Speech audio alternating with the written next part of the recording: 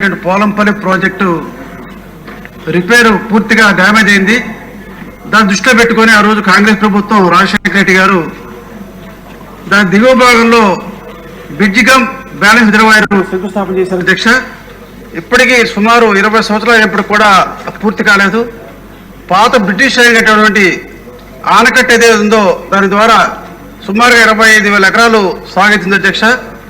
ఆ బ్రిటిష్ టైంలో కట్టినటువంటి ప్రాజెక్టు పూర్తిగా డ్యామేజ్ అయిపోవడం వలన ప్రతి ఏటా రైతులు ఇబ్బంది పడతా ఉన్నారు.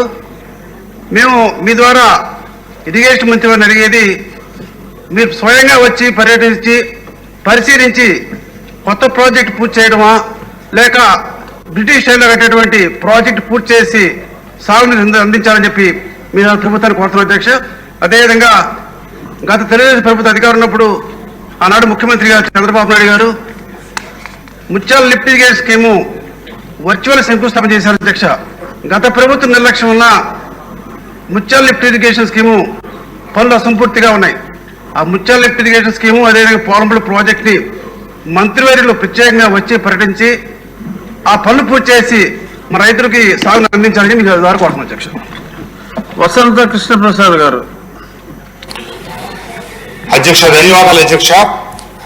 మొన్న 15వ తారీఖు శుక్రవారం శాసన మండలిలో ఒక సభ్యులు అడిగిన ప్రశ్నకి సమాధానంగా మైనింగ్ మినిస్టర్ గారు కొల్లు రవీంద్ర గారు అక్కడ ఒక సమాచారం చెప్పారు అధ్యక్ష. అది నా హక్కులకు భంగంగా అలాగే నా పొరుగుకు భంగంగా నేను భావిస్తా ఉన్నాను. దాని మీద వివరణ కావాలని చెప్పి ఈ సభలో అడుగుతా ఉన్నాను అధ్యక్ష.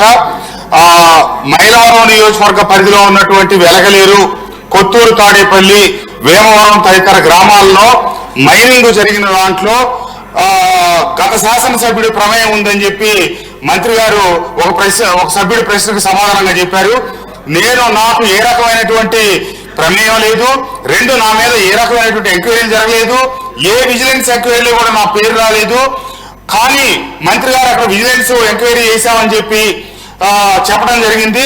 మంత్రి గారికి అధికారులు తప్పుడు సమాచారం ఇచ్చారా, లేకపోతే మంత్రి గారు పొరపాటు పడి ఆ మాట మాట్లాడారా, ఏం జరిగిందో వివరణ ఇవ్వాలి. ఆ వివరణ మీద అంతేకాకుండా మండలిలో ఏమైతే జరిగిందో అది రికార్డుల నుంచి తొలగించాలి అధ్యక్ష. దయచేసి మంత్రి గారు కూడా సభలోనే ఉన్నారు. నా గౌరవాన్ని, పొరుగుని, లేకపోతే కనుక అది ఏం జరిగిందో ఒకవేళ పొరపాటు జరిగిందని కనుక మంత్రి గారు భావిస్తే విచారణకు వేయాలి. ఈ విషయాన్ని మీ ద్వారా నేను డిమాండ్ చేస్తా ఉన్నాను అధ్యక్ష.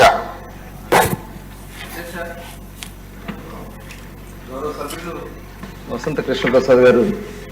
అయితే అక్కడ కూడా మేము ఒక క్లారిఫికేషన్ ఇవ్వాలి కాబట్టి, ఎందుకంటే ఆ సభలో జరిగింది ఇక్కడ చెప్పండి, జస్ట్ ఒక క్లారిఫికేషన్ ఇస్తున్నాను అధ్యక్ష. యాక్చువల్గా ఏంటంటే గ్రావెల్లో ఆ రోజున వచ్చినటువంటి ప్రశ్నలో గ్రావెల్లో అవినీతి జరిగింది, దోపిడీ జరిగిందని చెప్పి సభ్యులు అడిగినటువంటి ప్రశ్నకి సమాధానం చెప్పడం జరిగింది అధ్యక్ష. దాంట్లో పోలవరం కెనాల్ అంటే చాలా కాన్స్టిట్యున్సీలు ఉన్నాయి అధ్యక్ష. పోలవరం కెనాల్ కింద మనకి గొల్లపూడి దగ్గర నుంచి స్టార్ట్ చేసుకున్నట్టయితే రాజమండ్రి పోలవరం వరకు చాలా కాన్స్టిట్యున్సీలు ఉన్నాయి. అక్కడ నేను చెప్పిన దాంట్లో పోలవరం కెనాల్ అక్కడ ఒక మాజీ శాసనసభ్యుడు పాత్ర ఉందనేది ప్రాథమిక విచారణలో వచ్చింది. దాని మీద విజిలెన్స్ ఎంక్వైరీ అయిన తర్వాత సిబిసిఐడికి అప్పచెప్పి వాళ్ళ మీద చర్యలు తీసుకోవడం జరుగుతుందని చెప్పడం జరిగింది అధ్యక్ష. అంతేగాని ఎక్కడ నేను మనుషుల పేర్లు కానీ ఎక్కడ కూడా నేను ప్రస్తావించలేదు అధ్యక్ష. జీకొండూరు మండలం, వెలగలేరు, కొత్తూరు, తాడేపల్లి అనే గ్రామాలు మా మైలవరం నియోజకవర్గ పరిధిలోకి వస్తాయి అధ్యక్ష. అక్కడ గత ప్రభుత్వ హయాంలో అక్కడ తవ్వకాలు జరుగుతుంటే అప్పటి ముఖ్యమంత్రి గారికి, ముఖ్యమంత్రి కార్యాలయానికి నేను ఇట్లా అక్రమంగా తవ్వకాలు జరుగుతున్నాయని చెప్పి కంప్లైంట్ చెప్పడం, అప్పటి కలెక్టర్ ఢిల్లీరావు గారికి నేను లిఖితపూర్వకంగా కంప్లైంట్ ఇవ్వటం ఇవన్నీ కూడా జరిగినాయి.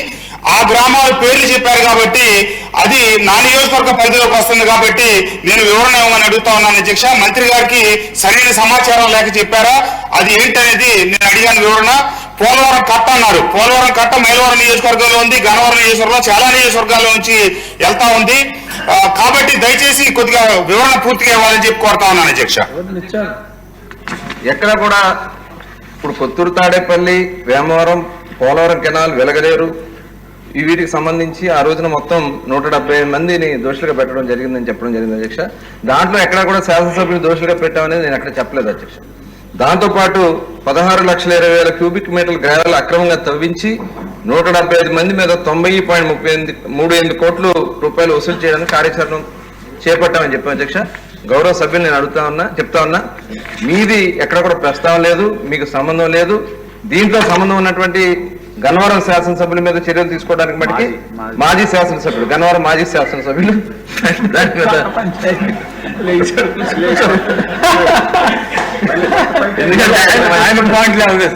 మీద ఒకటి కాదు అక్కడ బ్రహ్మలింగ చెరువు చాలా ఉన్నాయి అధ్యక్ష. వాళ్ళు అదే పని మీద ఉన్నారు.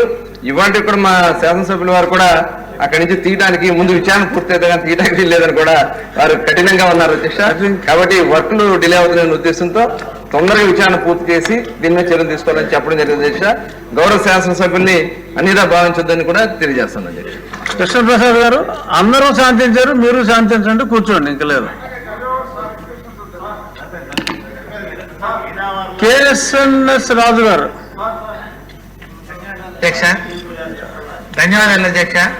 మా చోడవరం నియోజకవర్గంలో the Chodavaram cooperative sugars limited Kovad అని చెప్పి కోఆపరేటివ్ షుగర్ ఫ్యాక్టరీ ఉన్నది అధ్యక్ష.